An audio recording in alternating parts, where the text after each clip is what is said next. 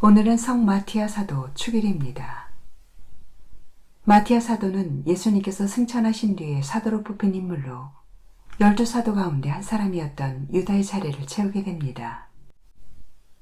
그는 예수님의 공생활 초기부터 다른 제자들과 함께 예수님을 따라다니며 가르침을 받고 예수님의 순환과 죽음, 부활, 그리고 승천까지 목격한 이로 예수님의 72제자 가운데 하나로 보고 있습니다.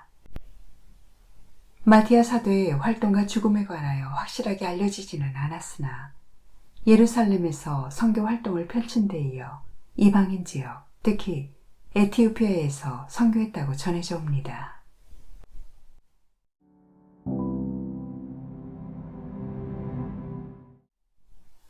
사도행전은 제자들이 두려움을 극복하고 진정한 예수님 부활의 증인으로 거듭나는 과정을 전해줍니다. 특별히 오늘 독서는 예수님께서 부활하신 다음 사도로 선출된 마티아를 이야기하면서 사도가 어떤 사람이고 그들이 해야 할 일이 무엇인지를 분명히 제시합니다. 이를 요약하면 일단 사도는 예수님 부활의 증인이어야 합니다. 사도들이 해야 할 가장 중요한 역할은 예수님에 대한 증인이 되는 것입니다. 그렇다면 증인이 되기 위하여 요청되는 조건은 무엇일까요? 함께함입니다.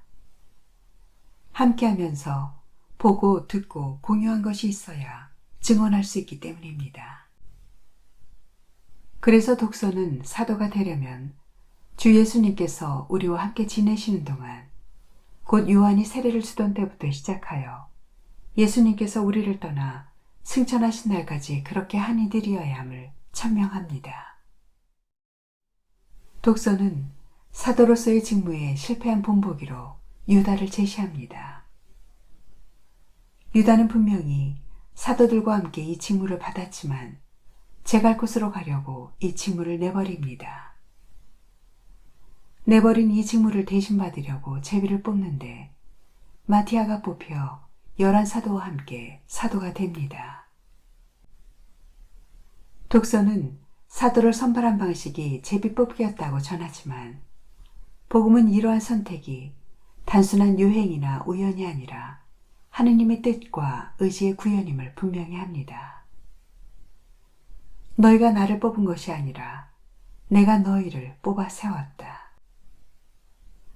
곧 마티아의 선발은 제비뽑기라는 단순하고 가벼운 듯한 방식으로 이루어지지만 사실 그 안에는 하느님의 단호한 의지와 계획이 들어있던 것입니다.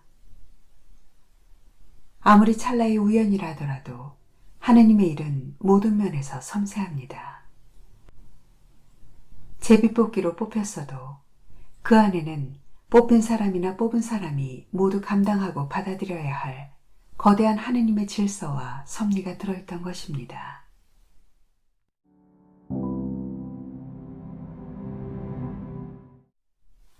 제1독서 사도행전의 말씀입니다. 그 무렵 베드로가 형제들 한가운데에 서서 말하였다. 그 자리에는 120명가량 되는 무리가 모여 있었다. 형제 여러분, 예수님을 붙잡은 자들의 앞잡이가 된 유다에 관해서는 성령께서 다윗의 입을 통하여 예언하신 성경 말씀이 이루어져야 했습니다. 유다는 우리 가운데 한 사람으로서 우리와 함께 이 직무를 받았습니다. 사실 시편에 그의 처소가 황폐해지고 그 안에 사는 자 없게 하소서, 또 그 직책을 다른 이가 넘겨받게 하소서라고 기록되어 있습니다. 그러므로 주 예수님께서 우리와 함께 지내시는 동안 줄곧 우리와 동행한 이들 가운데에서 곧 요한이 세례를 주던 때부터 시작하여 예수님께서 우리를 떠나 승천하신 날까지 그렇게 한 이들 가운데서 한 사람이 우리와 함께 예수님 부활의 증인이 되어야 합니다. 그래서 그들은 바르사바스라고도 하고 유스투스라는 별명도 지닌 요셉과 마티아 두 사람을 앞에 세우고 이렇게 기도하였다. 모든 사람의 마음을 아시는 주님, 이 둘 가운데에서 주님께서 뽑으신 한 사람을 가리키시어 유다가 제갈 곳으로 가려고 내버린 이 직무, 곧 사도직의 자리를 넘겨받게 해주십시오. 그러고 나서 그들에게 제비를 뽑게 하니 마티아가 뽑혀 그가 11사도와 함께 사도가 되었다. 주님의 말씀입니다. 하느님 감사합니다.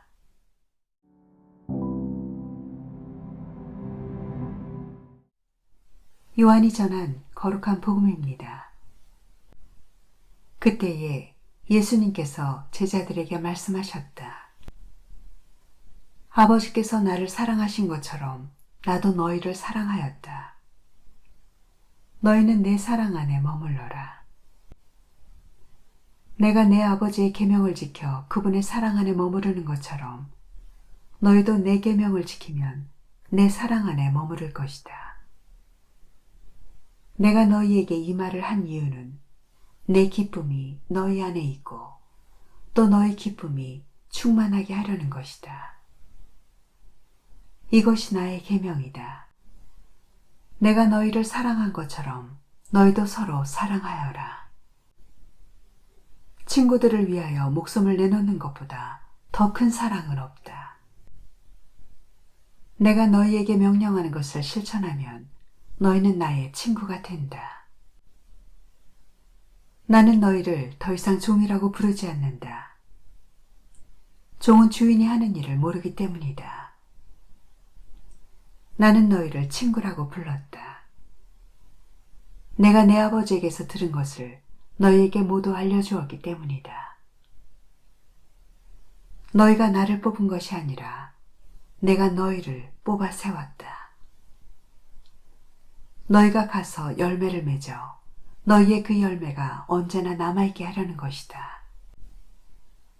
그리하여 너희가 내 이름으로 아버지께 청하는 것을 그분께서 너희에게 주시게 하려는 것이다.